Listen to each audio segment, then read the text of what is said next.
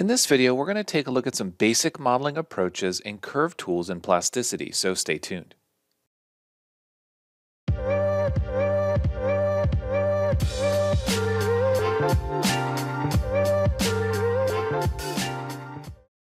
Hey everyone, this is Matt with Learn Everything About Design, and in this video, we're going to carry on with plasticity, but this time we're going to talk about some basic modeling approaches. We've already done a couple of videos now talking about the UI overview, some basic modeling, and some basic surfacing or sheets. What we're going to talk about in this video comes more down to the difference in tools, a couple of different ways we can model certain geometry, and just making sure that we understand the basic modeling approach that you can take when working in plasticity. The thing we're going to be modeling is this basic canister design, which contains two solid bodies. We're going to learn some of the different tools we can use to make simple geometry like this and ways that we can speed up our workflow. So to get started, I'm going to begin a new document, and I'm going to begin by making sure that this cube is deleted. We don't really need to see it. We're going to start from scratch. We want to make sure that we do toggle on our overlays, make sure that we are seeing the coordinate system in the center of the screen. This is going to be critical when we start modeling. We're going to make use of symmetry, we're going to mirror, and we want to make sure that everything is centered. So the first thing that we want to do to begin is use one of the primitive shapes, in this case a cylinder. We're going to start at the origin, and we're just going to start to drag this out, and we want to get to the approximate right size. There's no right or wrong answer here, and in this case, if we take a look at some of our shading options, we want to make sure that we're looking at flat shading. This is going to help us just visualize things right now. Once we have this basic cylinder, there are a handful of things that I want to talk about here, and these are going to be divergence in the modeling process. So there are always going to be multiple ways that you can do something, and understanding the difference there is going to be important. So in order to make that canister shape, there are a few ways that we can do this, and we're going to talk about all of those. But first, I'm going to take this and do a Shift D to duplicate it, and I'm just going to leave that duplicate right in the center. We're going to come back and we're going to do a specific modeling approach at the very end, but we're going to talk about different ways that we can do it at the start. So first, if we begin by simply selecting an object, in this case a solid, and then selecting the top face, this automatically brings up our offset tool. This is a great way for us to manipulate geometry, increase the diameter of the cylinder, or change the height. We can also taper it, but one of the main problems that we have here is that we're tapering all of the connected faces. A way that we can get around this is by selecting that top face and using Extrude or E on the keyboard. When we use Extrude, we're going to be creating a new face, which allows us to taper that in or taper it out. When we right click, we can see that it's now been added. And again, E on the keyboard, we can pull this up, right click, select the face again, E on the keyboard, pull this up and taper it out. Now, one of the benefits here is this is a very quick modeling approach. We don't have to spend a lot of time worrying about creating curves or splitting things up.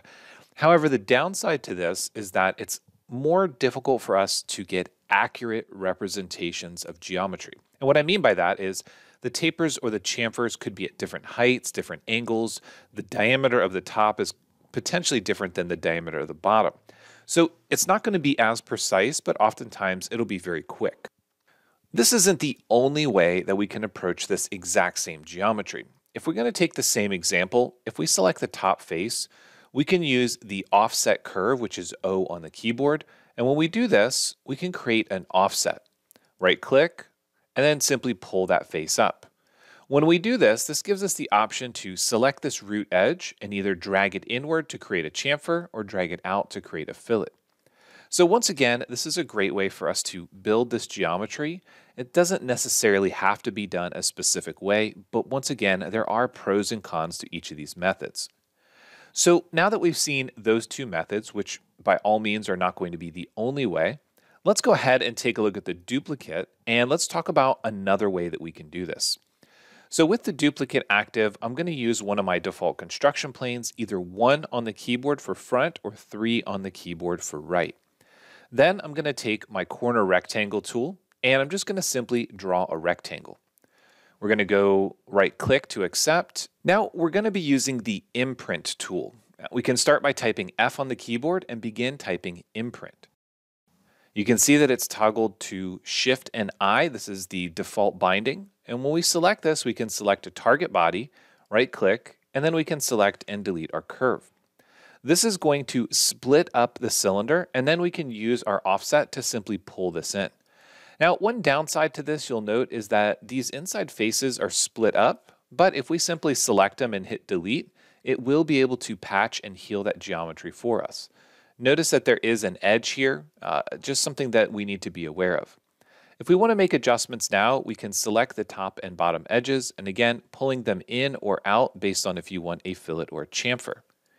If this looks a little bit too large, we can also make adjustments by selecting the faces and using that offset to pull them. And we can even select this inside face and pull this out and change the diameter. So this is a great, quick way for us to build this concept.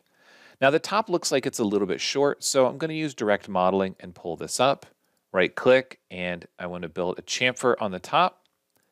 Then I want to rotate this around, select the top and use O.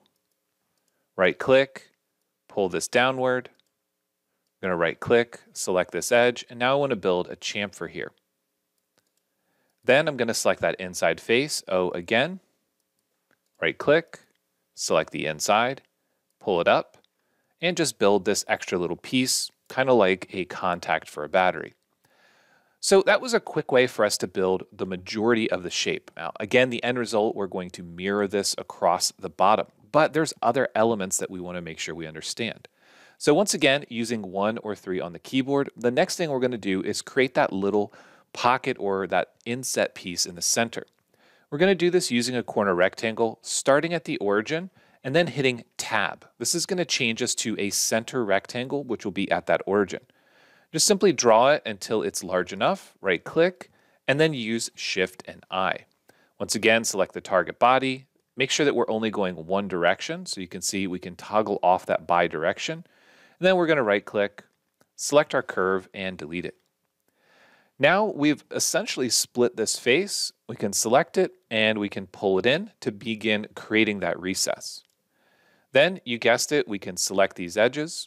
I'm going to hold down Shift to select all 3 of them. And then we can use a chamfer or a fillet, depending on how you want your geometry to look. So I'm going to go ahead and pull this out. Then I want to take these 2 inside edges, and I want to turn these into fillets. So again, pulling them in or out, depending on what you want. Next, I want to add that little tube or that indicator in the center. So I'm going to use a cylinder. I'm going to go on the bottom and snap to the center and begin dragging this up. I want to keep this as a new body, so B on the keyboard, right click, select the top, and add a fillet. If I need to move this up, I can always select the face and pull them, or I can move the entire body, but that looks pretty good. I'm happy with those results. Now, before we go too far, the next thing that I want to do is, once again, use 1 or 3 on the keyboard, depending on your orientation, and I want to build some little holders for that geometry. So it's hard for us to see here, so we can rotate this around, and we can select Y on the keyboard. This will show from the back, or you can hold down the Alt key, and you can use the middle mouse wheel to sort of snap around to each of those positions. So I'm just going to simply take a rectangle, and I'm going to draw this over to here, right click, and I'm just going to select that and extrude it. So we can use extrude or just simply manually pull this down. I don't really care if it perfectly fits or matches, so in this case I'm going to do this as a new body for now, just B on the keyboard, and then get rid of my curve.